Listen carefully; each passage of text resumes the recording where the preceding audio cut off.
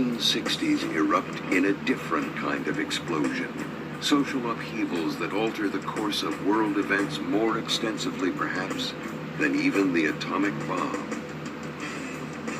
Ecclesiastical upheavals are triggered within the Catholic Church by the election of Pope John the 23rd, who throws open church windows to the winds of change.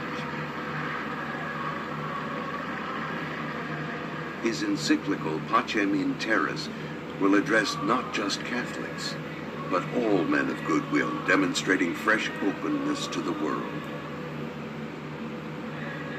Only 90 days after his election, he unexpectedly invites all the bishops from around the globe to gather in Rome to re-examine the stance of the Catholic Church in a changing world.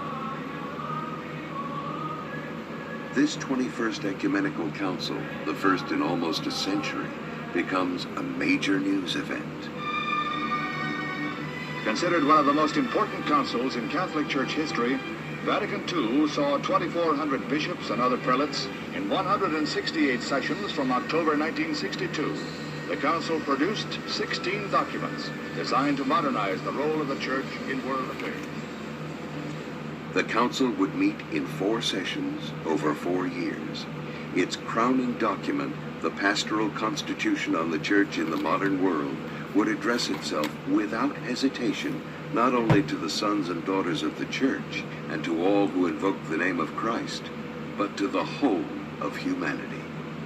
The Council's decrees will inspire and guide Pedro Arrupe as Jesuits become leaders in the implementation of the Church's modernization. Pope John the 23rd dies before the Council is completed and is succeeded by Pope Paul VI, who oversees the conclusion of the Council. Shortly after the death of Pope John the 23rd, the Superior General of the Jesuits, sometimes called the Black Pope, Father Janssens, also dies, and Jesuits from around the world gather to elect his successor.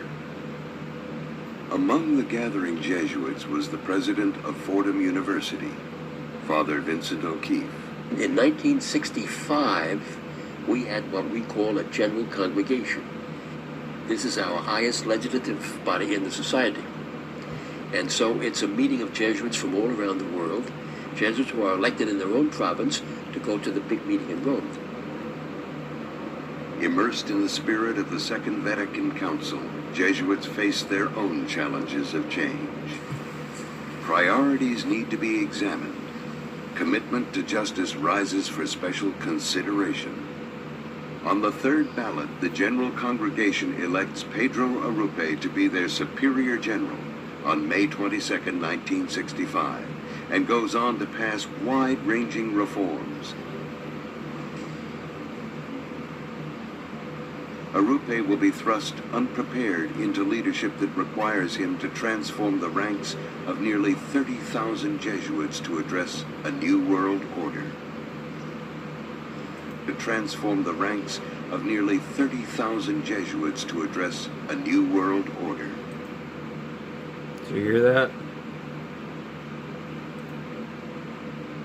1,000 Jesuits to address a new world order. There we go. A new world order. Pedro Arrupe 2 of 5. You can check that out. I got this on my playlist. Anyways, we know that the Vatican is obviously a part of it. Here is a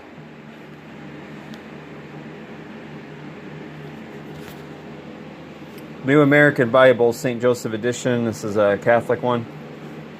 And there you go. All seeing eye there. Triangle here. Yep. So, anyways. You also have the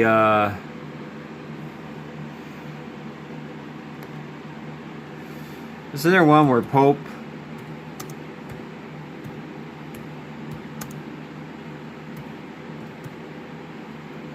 let's see if there's one. I know they used to have them on here.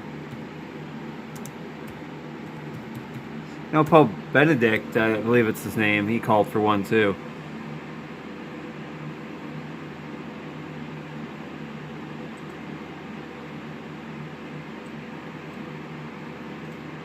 See, every time you, oops, my bad. See, every time they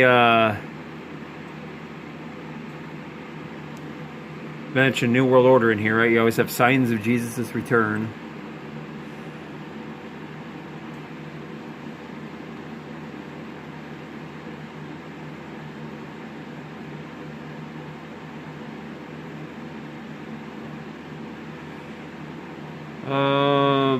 There's this one where this right here, Pope John Paul II.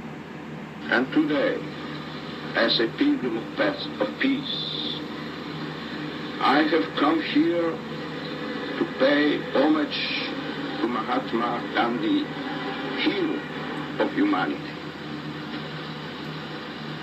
Mahatma Gandhi told that if all men and women, whatever the differences between them, cling to the truth with respect for the unique dignity of every human being, a new world order, a civilization of love can be achieved. Order, new world order, a new world order. Anyways, yeah. Just wanted to show you that. I found this on this one right here. Medical experience. He had stopped studying just short of becoming a doctor. So he was picking glass out of people's backs. He found some. I found this one on this clip, not this clip, but the one where they call us for the New World Order on Josh Reeves' The Secret Right. I believe it was Volume 2. Since I couldn't find it on here anymore, they just have Volume 1. I was looking for this and I found Pedro Arrupe. So there you go. Some more New World Order proof, like we need it these days with everything crazy going on.